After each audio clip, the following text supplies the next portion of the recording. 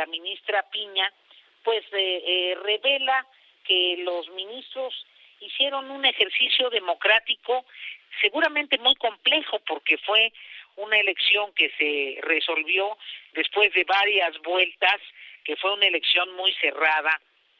Debo decirte que yo tengo aprecio por el ministro Ortiz Salinas y que estoy convencida de que un proceso democrático en donde es evidente que hubo una reflexión muy profunda de todos los ministros, pues sin duda debe redundar en que así se den las reflexiones para el ejercicio del voto de cada uno de los ministros.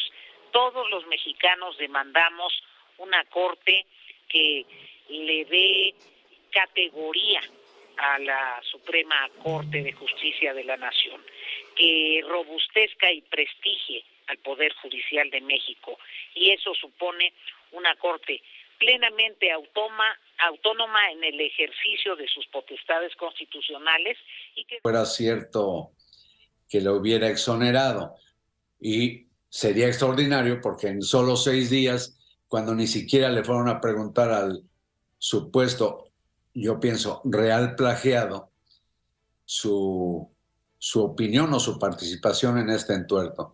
Bueno, por lo pronto, lo que es un hecho es que el Poder Judicial de la Federación recupera de manera insospechable su condición de poder a la par del Ejecutivo y a la par del Legislativo.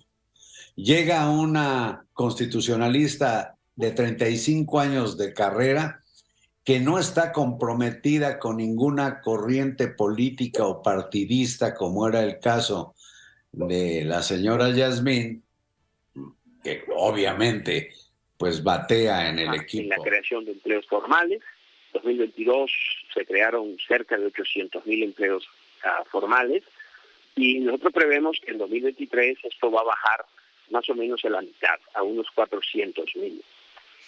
Habrá una reducción en el volumen de negocios, en los comercios, en las ventas, y también, y esto es la parte positiva, a diferencia del crecimiento económico, veremos una reducción de la inflación.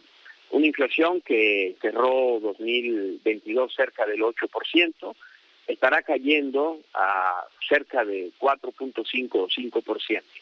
Las tasas de interés, en el caso nuestro aquí en México, han tenido un incremento desde mediados de 2021 de 7.5%, para alcanzar niveles de 10.5% a tasas de corto plazo.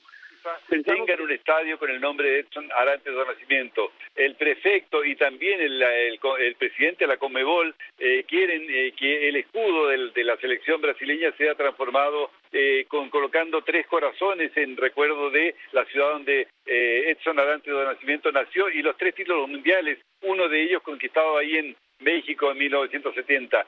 Los homenajes fueron sucediendo durante las 24 horas que duró el sepelio.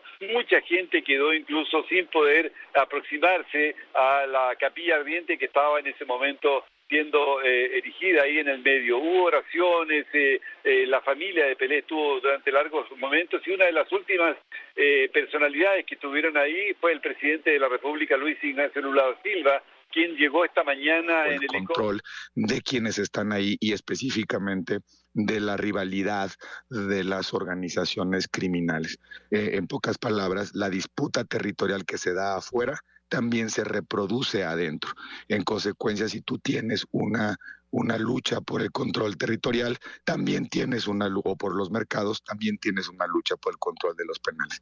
En los penales se mueven drogas, en los penales se organizan secuestros, en los penales se organizan extorsiones, y muchos de estos fenómenos tienen que ver con corrupción tolerada, es decir, que las propias autoridades penitenciarias están coludidas, dejan hacer o dejan pasar.